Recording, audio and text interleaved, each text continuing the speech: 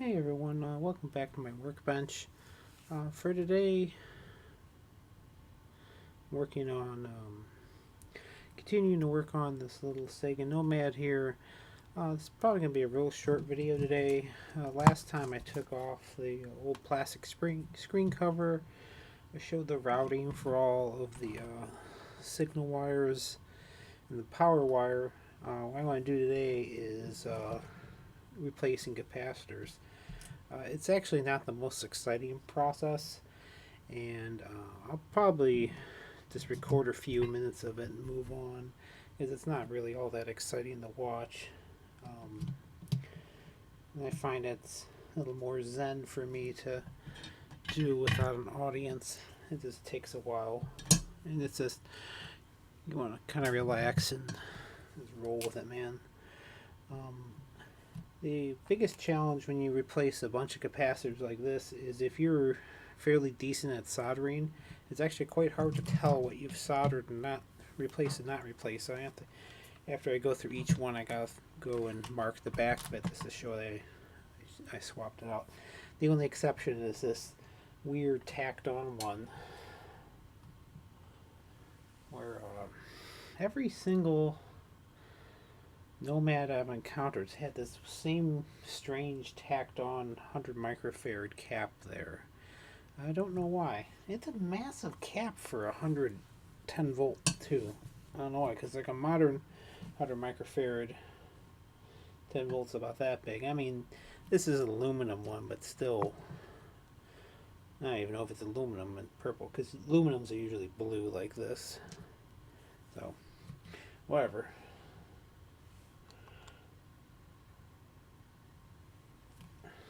See if I can get this guy off. As always, you want to observe polarity. This is the strangest tack on they did on this one. I'll never get it.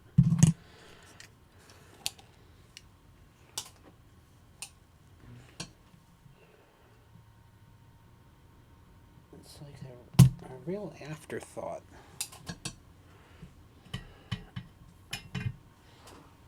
Oh! Just getting my garbage can. Actually, if you need a good workbench garbage can, I recommend Hills Brothers coffee cans.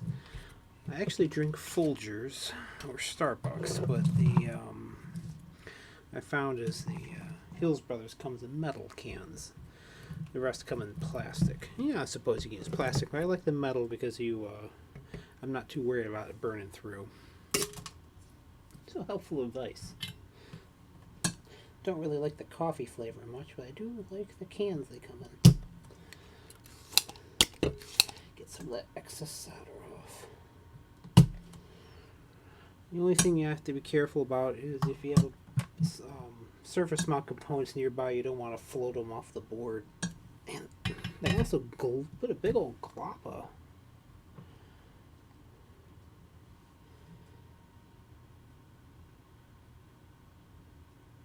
That's a big glob of glue sitting right there. I need to cut my nails. Okay, let me grab this, break this a little bit.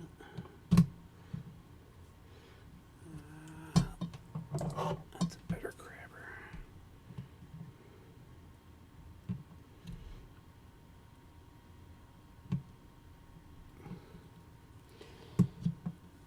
Okay. It's the weirdest thing doing videos. You don't realize how much you see someone's hands. One of my favorite YouTubers is Stuart Ashen's, a British guy, and he's got this fantastic accent, and I always feel so bad because I have this terrible nasal Midwestern accent. But he always started out for years with this horrible couch of his. You see, I got the solder off. It came right off. It was just holding the just the glue was holding it down. Now where does it go? Yeah, but Stuart, he started off. He's a really smart guy, actually. He's got I think a PhD in psychology, maybe. Anyway, he has this brown couch and he does a lot of his reviews on there. One of my favorite videos he has is a review of this Pac-Man board game. For years, I thought I was just imagining I had this game as a kid, and it turns out it was a real thing. It was kind of cool because you had these the power pellet. Well, you had these basically marbles all over the board, and you just have a little power. You'd have power. The rules are almost like playing a game of Pac-Man, except it was a board game. You had to roll a die. You have ghost monsters coming around. You can grab power pellets and eat the ghost monsters. It was actually really fun. I always thought I was imagining it, but it turns out it was a real product. I remember playing it. It's probably god awful expensive at this point. The whole retro market's gone pretty crazy in terms of prices nowadays. I don't know why, but I've had just so many inquiries on Sega Nomads. I didn't even know there were that many of them kicking around. I mean, after this Nomad, I've got another 2 potential Nomads coming in too. So it must be my niche or something, because there's just a lot of demand for Nomads. Most of them are screen replacements and recaps and stuff like that. This one's kind of unique because it's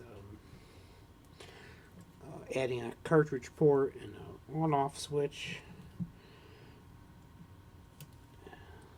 Problem is these speakers pick up everything on your Workbench. So I have to be careful because I usually try starting going left to right in terms of replacing components. There are only a couple through holes up here, and the rest are these weird little surface mount ones like this, and those are a little more challenging to work on. Let me see if I can get one up.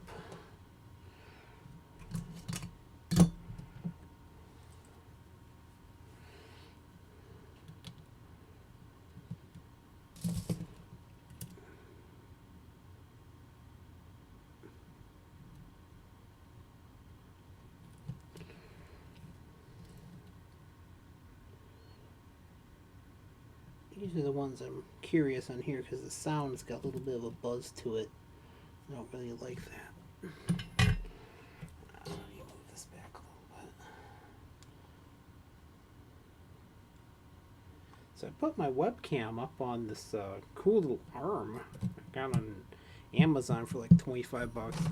And it's nice because I can move the camera in and out, get it out of my way, get a nice wide shot like this, or I can bring it down.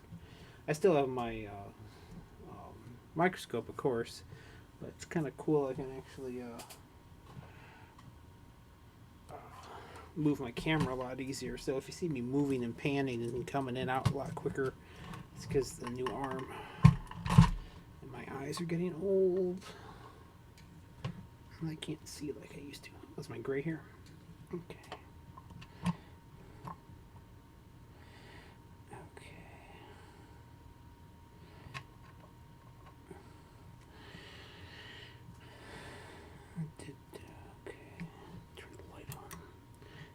It better. I did one Nomad once, and it was with my iron, which was getting wonky. Not this Nomad, different one. And the darn thing was getting too hot, and it like burnt a trace. And I was like, "Oh, son of a diddly, that's a pain." So I had to go through.